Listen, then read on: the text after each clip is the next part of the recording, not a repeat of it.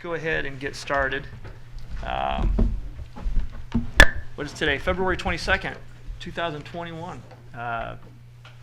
Planning Commission meeting for the Village of Morton. First order of duty is roll call. Guile. Here. Knapp. Here. Smock. Ritterbusch. Here.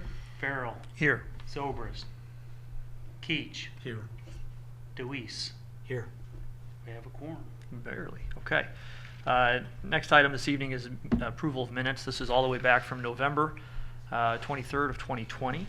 The notes were included in the packet this evening. Any changes, edits, notes that need to go in? And if none, do we have a motion to approve meeting minutes from November 23rd, 2020?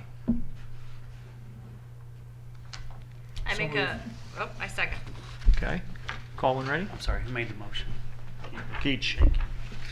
All in favor say aye. Aye. Aye. Opposed the same. Thank you.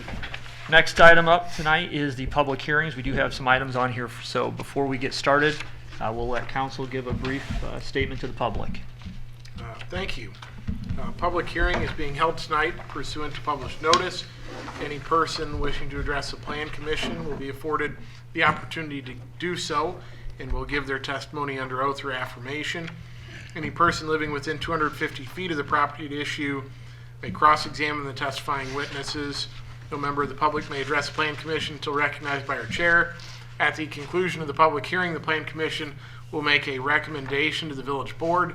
The Plan Commission makes recommendations only. The Village Board is responsible for taking final action on these matters. Great, thank you very much.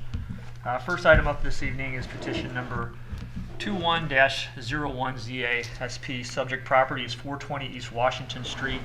This petition is filed by the Village of Morton. They're requesting a zoning change from B3 to R1 with a special use for a publicly owned park.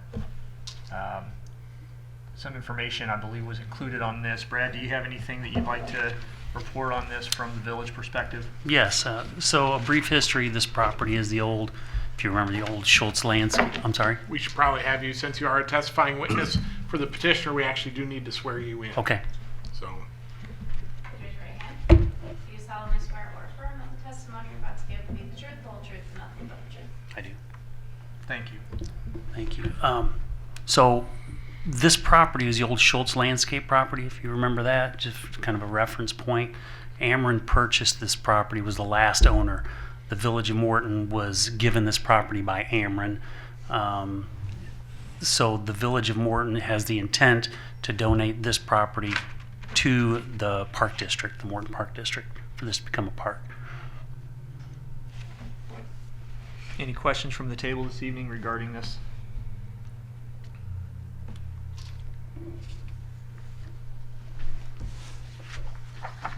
Hearing none, do we have a motion on petition number 2101ZA, special use? I'll make a motion that we approve. Motion made. I'll second. Thank you. May call when ready. Keach. Yes. Knapp. Yes. Ritterbusch. Yes. Guile. Yes. DeWeese. Yes. Farrell. Yes. Approved. Thank you very much. Next item this evening is an ordinance making amendments regarding setback requirements for the noise emitting mechanical equipment.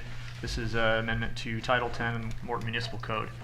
Pat, point of order on this. Since there's three ordinances making amendments, do we do them individually, or is it appropriate to review all three at once? You can do it either way. If you're going to make one motion on multiple action items, it would require the concurrence of all, so any of you could object if you wanted to vote on one separately, but you could do it as one motion, or you could discuss them all separately. Fair enough. If the items that were included in the packet here this evening, we'll just go by them one by one. It's not going to take too long. This first ordinance making amendments regarding setback requirements for noise emitting mechanical equipment.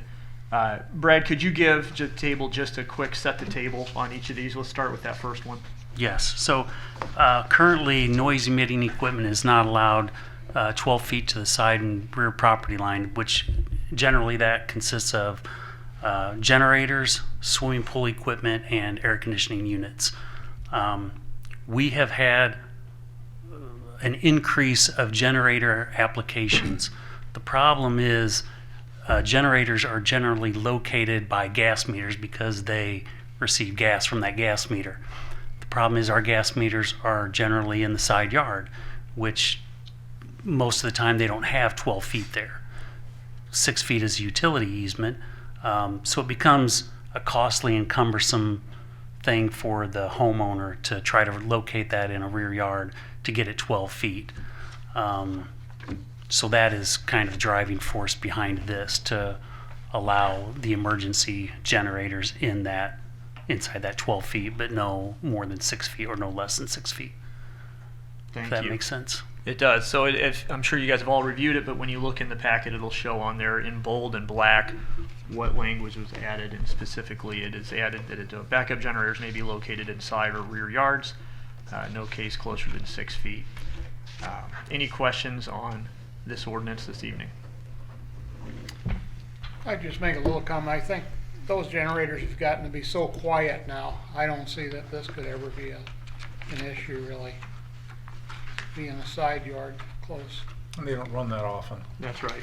Well, they run probably once a week or a couple times a week just to exercise them. They cycle them, Yeah. and oftentimes those are in off hours anyway, where there's it's peak of the day. And I should have included this, but I did a little bit of research. So it seems like the most common generator is a 22 kW Generac. So the manufacturer recommends it runs once a week for 10 minutes. In the test mode, it runs at 55 decibels. A moderate rainfall is 50 decibels, and normal conversation is 60 decibels. Yeah. So that puts it into perspective on how loud it is. In full operation, it runs at 67 decibels. That would be in an emergency situation. 70 decibels is a vacuum sweeper. So that kind of puts the noise into perspective. Right. I really appreciate that. I live in the older part of Morton, and our houses are, some of the houses, like my next door neighbor is 3 feet off the property line, so I don't even know they could fit a generator, but that really helps. I appreciate that. So and I did speak with installers, so the test mode can be programmed to be done at any time. So you could set it at, for example, 3 o'clock on a Monday, every Monday at 3 o'clock. So it doesn't have to be, maybe it can be set at a time that would be perceived to be less of a nuisance as well. Right. All right, thank you for that. Any other questions from the table on this, or comments? Hearing none, do we have a motion on the ordinance making amendments regarding setback requirements for noise emitting mechanical equipment? I move that we approve that one. Motion made. Second, Thank you. Call when ready. Net, Yes. Ritterbusch, yes. Guile, Yes. Deweese, Yes. Farrell, Yes. Keach. Yes. Approved. Thank you very much. Next one is an ordinance making amendments regarding ADA parking spaces required for off-street parking and unloading. This is also to our municipal code. Again, a brief summary from the village, just what initiated this and what are we trying to do? Sure. So in our ordinance, we have parking requirements based on what kind of business, or if it's industrial, commercial, and such. Depending on what they do, there are parking requirements. We don't mention in there that ADA spots are in addition to those spots. So this is just to make it more clear to maybe somebody doing the design, that they would see that in our ordinance, as opposed to being overlooked. In the case of overlay districts, such as the mixed-use district, how does this play into that? That still overwrites. There's a different overlay district, there's a old Morton district. Yeah. The old Morton district. Which is somewhat coterminous with the boundaries of the mixed-use Right. district. And so there's no parking requirements within Right. that district. Right.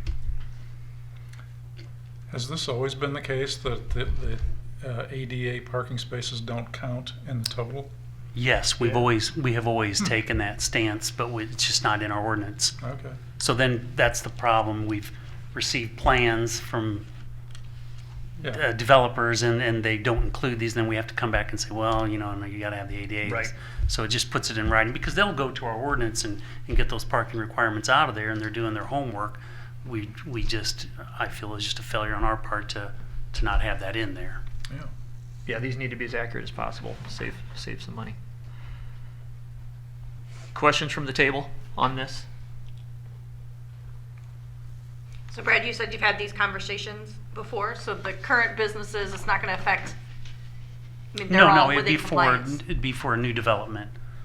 But all the more recent businesses, they've all been meeting this anyway. Oh, yes, It just yes. hasn't been written out. Yes, absolutely, yes.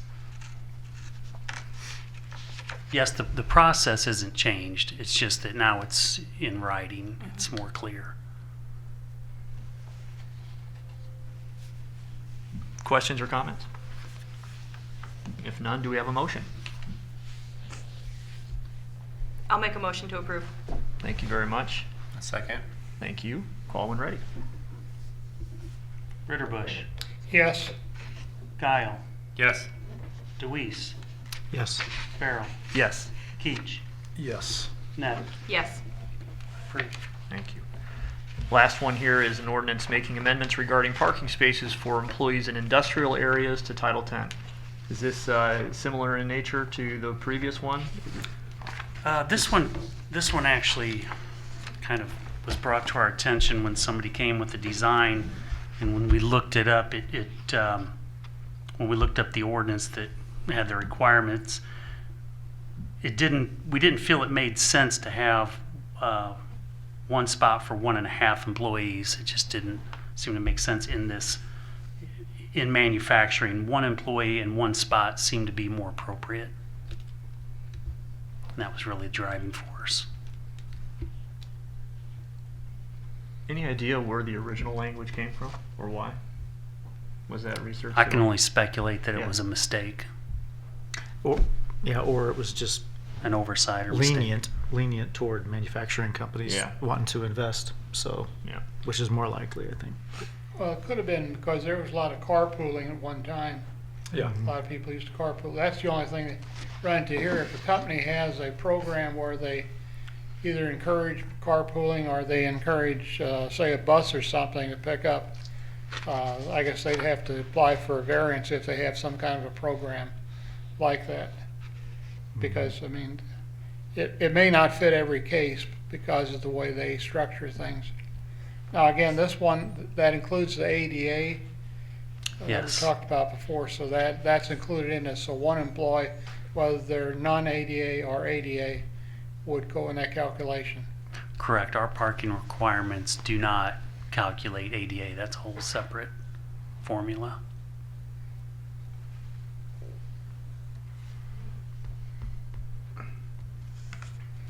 Questions on this one from the table? So do we know if any existing, and again, I'm assuming this is for future, right? Yes. But are there existing places that would be out of compliance in this?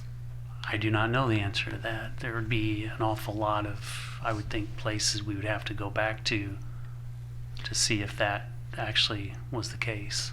Well, but it wouldn't be retroactive. No. They'd all be grandfathered No. in, yeah. Correct. It'd be So this moving. is for new construction. It'd So- be, yes, new development moving forward. So this is not all that uncommon I mean, it basically gives, when you're talking about very large parking lots, this is a huge deal. I mean, there's a lot of savings in that. And at any given day, you may not have all of your employees. In fact, you won't at any business. So this is not that uncommon, and I don't think it's too lenient. I think the other way might be too onerous, really. When you say this is not that uncommon, do you mean the 1.5? Right, right. And in fact, they word it differently in other codes, but it basically allows you to, build if you think about a lot that's, for 500 spaces, you're saving that much bituminous, square footage and everything. So it just makes it easier for large, entities to, a little cost savings for them, right? So, and when you have a certain number of employees who are sick every day and things like that, so Or on vacation or yeah, whatever? yeah, I think it's just Traveling? right. I think it's kind of it's a pro business kind of approach, and it's yeah. I think for an example, if you had 75 employees, then you're talking about 50 parking spaces. Correct? Well, Yes, 20, Sorry, so one. 1.5 employees, right? Yeah. So One spot for 1.5 employees. Am I doing the math one right? spot Yeah, for one and a half. now we're You're doing making the right? them have Correct. 75. Right. But so if you've got 75 employees, you'd have to have 75 spots. Right. If you go with this, right. Yes, but if you remained this, if you had 75 employees, you would only need 50 parking. 50, correct, yes. So you're counting on an absenteeism of 25 people. But think about that, so the owner is gonna wanna provide spots for their people. You know what I mean? So they're gonna, it's not like they're going to, this just gives them leeway if they wanna save, they can. It's, I don't think it's typical that an owner would, you know, not wanna provide enough spaces for their employees and stuff like that. But they would wanna save where they can, and if this gives them some wiggle room to do so, maybe they come down, you know, well, maybe they don't come down the full, you know, 25. Actually, this but- ordinance makes them make more parking. Yeah, Yeah, this I would, think that's what he's saying. is that Yes. The savings is that, you know, you could figure out other creative ways to bring your employees in. I see what he's saying. Yeah, I I also mean, if think you- it if kind you- of depends on your business. If you're a business that's very heavily in sales, you could have a whole Well, then portion now- of your workforce and- out doing. But I'm sorry, so if you go back, it's strictly for manufacturing Manufacturing, and and shift industrial work. uses.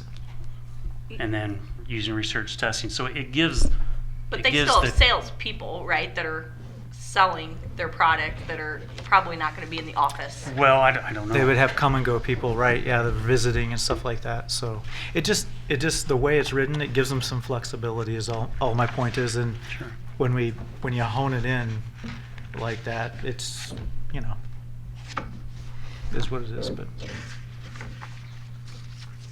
Brad, was there, I mean, obviously, you know, you don't have to overshare, but was there a specific issue or has this come up and become an issue that you guys No. have had to deal with? No, Yeah. we just had a set of plans come through, and through site plan review, they actually did have parking that would meet this. In other words, they met the 1 for 1. And they didn't probably use the pointed it 1.5 out. per Yeah. 1. Yes, Okay. it was actually pointed out to us by them. Right. which that's great, right? Because then they can say, well, we have this many. They know how many employees they have at any given time and how many they have sick or how many visitors, and they come up with the plan, and I feel like that's a good, you know, that's a good example of this gives them some room. One other point Brad and I discussed after the issue came up, and one of the things, at least on, that was contemplated in our discussion, was in our industrial districts there are no on-street parking spaces.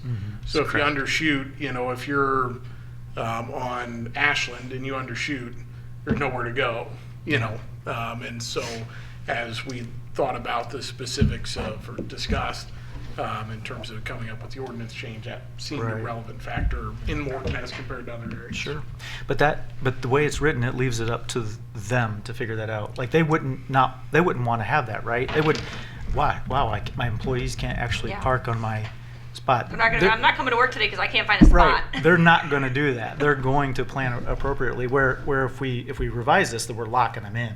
They got to spend the extra cost to develop the land, even if they're not going to use that many spaces.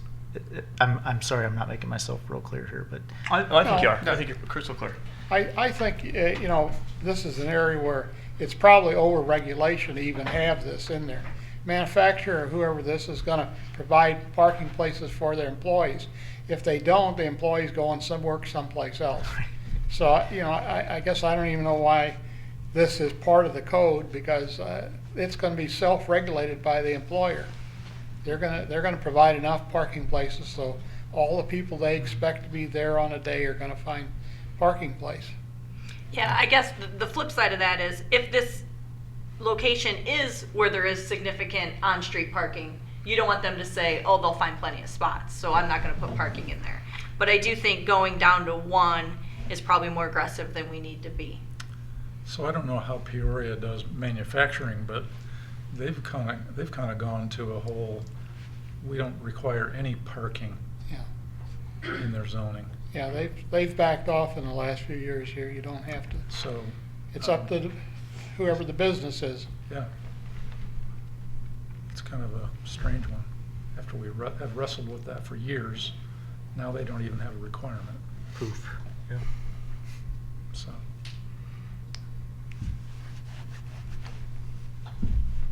So if I'm reading the room correctly, it seems as if there's some consensus, or at least a building consensus, that perhaps we're over-regulating with this ordinance, and leaving it be is probably the direction that we're leaning in here. Any other discussion on it before we vote? I should say before we make a recommendation.